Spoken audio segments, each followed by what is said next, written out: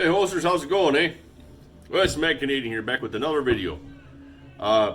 Tonight, for dinner for the family, because like most of you, we are cooking in as much as we can as we deal with this COVID-19 or whatever it is. So, we're stuck at home. We're trying to cook more. Not only helps cost, but it also helps you eat healthier because you know what's going in your food. And for us, tonight, it is honey Sonoran heat pork chops. So I was going to kind of give you guys a rundown of what I do to prep and cook these pork chops. Now we're doing them in an air fryer again, but these are actually best when you can oven roast them. You can put them in the air fryer. You can put them on the grill, but all that's going to do is just kind of change the texture of the food a little bit. But we found that these are really good in the air fryer. You get a nice glaze from the honey. You get a good, salty, savory heat from the Sonoran heat. So we're going to go ahead and walk you through what we do to prep these, and then we'll show you how we cook them and finished product. So anyways, first thing we do is we get a big Ziploc. Guess I shouldn't do a big baggie, one that you can. What did I do here? Okay.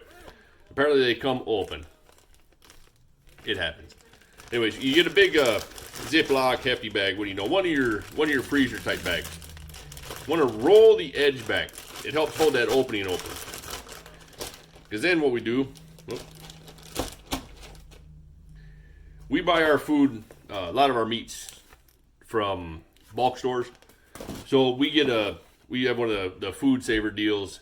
And we typically buy bulk, and then we go ahead and just repackage to what our family's going to want. 5, 6 pork chops, something like that. So what we've got here is we've got a pack of 6 pork chops, probably about a half-inch thick. Give or take. I always see them videos. Them guys are like, "Oh, you got to make sure it's a half-inch thick, or it's 3/4 inch thick." You know what? Let's be honest. Most of us normal people that are cooking at home and doing stuff like that don't have the time to sit there with the measuring tape trying to make sure these things are a half-inch thick or 3/4 inch thick or 1 inch thick. Not to mention, but if you get a 1 inch thick pork chop, you're probably butterflying it, stuffing it with some stuff. But hey, you know what? We'll get into that later. Always have your brew. If you enjoy brews. If you don't enjoy brews, don't enjoy brews. Oh. Oh. Now you see where that seasoning come from, eh? Anywho, so you take the pork chops. We take them out of our bag. And you just drop them in. The rolled edge helps hold that opening open for you. So you don't have to worry about opening it every time you get your fingers. We got 2, 4... Looks like 5, 6 pork chops. 6 pork chops going in our bag. All right? Put that out. That'll be garbage. Wash your hands. Always wash your hands. As you can hear, I'm washing my hands. 20 seconds minimum. Make sure you get them, good and lather, even if you're wearing gloves. See, the problem is that you can pass contagions, whether they be on rubber gloves or not. It's called cross-contamination. It's a bad thing. So, next time you go to Subway or some other place and the lady coughs or sneezes or, wherever you're at and somebody's got gloves on and they do something like that, you just go, "Hey, change your gloves, eh? Just change them." I don't really feel comfortable with that. Anywho, so we've got our pork chops in the bag now, and I can hear you. Well, Matt Canadian, you're kind of taking some time here. What do we do? Well, next we take raw honey. Just you can buy it at a bulk store, you can buy it at a grocery store, whatever. And I'm gonna tell you like a half a cup, but it may be more than a half a cup. But you just kind of squeeze it on there. What this is gonna be. Is this going to wind up being your binder? Like if you were doing a pork butt, the mustard is your binder. You put mustard on your pork butt, Cover it, whatever seasoning that you want to cover it in, whether that be our seasoning, bless you, or, McCormick or one of them other store-bought seasonings, or one of the other seasonings that you've made yourself or whatever. The binder just helps hold the seasoning to the meat, and it helps suck that flavor into it, so that when you cut it, especially with like pulled pork or like a brisket, when you cut it, you get that flavoring stuck to the meat. Otherwise, it just kind of falls off, goes everywhere, and it's wasted. So yeah, like I said, I'm gonna tell you it was like a half a cup. If you're looking at it, and you go, hey, let's squeeze it again. You're not gonna go wrong. It's gonna coat everything. And right now, what you're doing is just letting everything marinate. Then we take. Oh, it even sounds delicious. Listen. It sounds delicious, it does. But you take a good portion of that. We'll go ahead and say like 2 tablespoons, maybe some more.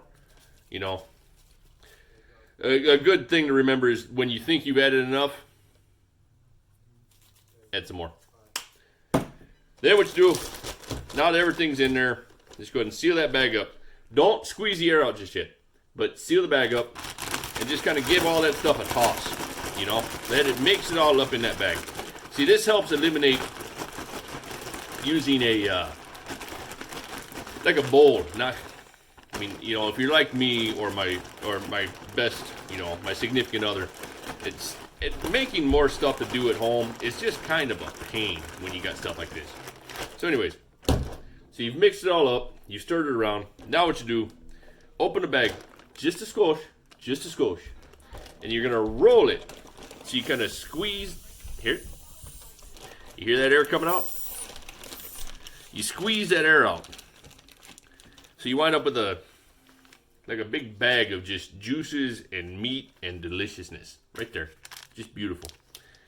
Go and throw that sucker back in the fridge for I'd say like a half hour minimum. Preferably like an hour if you can do it. Let it sit there and then pull it about 15 minutes before you want to cook it. And let that temperature kind of come back up. It's not going to get real cool sitting in the fridge, so basically all you're doing is just keeping it cold for a little bit while all them juices and them flavors just kind of marinate through the meat. So on next to the cooking. Okay, so we've got our air fryer going. We preheat it for about 5 minutes or so at 400. Let the whole inside warm up. It's very similar to what we do with our smoker outside. Is we let it warm up, but as we're starting the fire, we take that. We take the blowtorch and we heat up the whole inside, all the metal. And once we get that fire up and going, and we bring the smoker up to temp, we actually let it run for about 15 to 30 minutes, and let that metal heat up as well, so that everything around the meat and everything that's cooking is good and hot. So our air fryer's been preheated to about 500, a lot like you do at your oven.